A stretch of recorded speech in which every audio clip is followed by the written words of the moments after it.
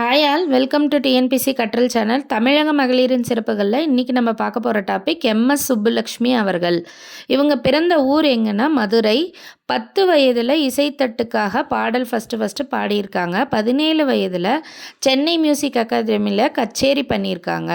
இவங்களுடைய சிறப்பு பெயர்னு பார்த்தோம்னா இசை பேரரசி. இந்த பட்டத்தை யார் கொடுத்தாங்க அப்படின்னா ஜவஹர்லால் நேரு அவர்கள் தந்தாங்க. ஐக்கிய நாடுகள் சபையில் முதல்ல பாடின பெருமை யாரை சேரும் அப்படின்னா எம்எஸ் சுப்புலக்ஷ்மி அவர்களை தான் சேரும். அதுக்கு அடுத்தது எம்எஸ் சுப்புலக்ஷ்மி அவர்கள் காந்தியடிகளை டெல்லியில் நேரில் சந்திக்கும் போது அவங்க காந்தியடிகளுக்காக பாடிய பாடல் எதுனா ரகுபதி ராகவ ராஜாராம்.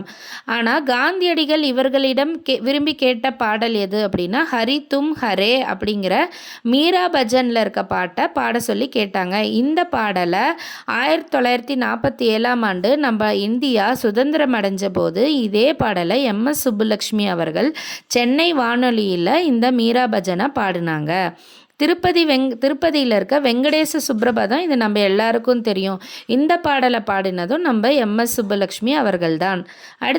அதுக்கடுத்தது எம்எஸ் சுப்புலக்ஷ்மி பெற்ற விருதுகள். இவங்க பெற்ற விருதுகள் நிறைய இருக்குது. நம்ம முக்கியமானதை மட்டும் பார்க்கலாம். 1954 பத்ம பூஷன் வாங்கியிருக்காங்க. 1956 சங்கீத நாடக அகாடமிங்கிற விருது சென்னையில் இவங்க வாங்கியிருக்காங்க. இது கலையில் உயரிய விருதுன்னு சொல்லலாம்.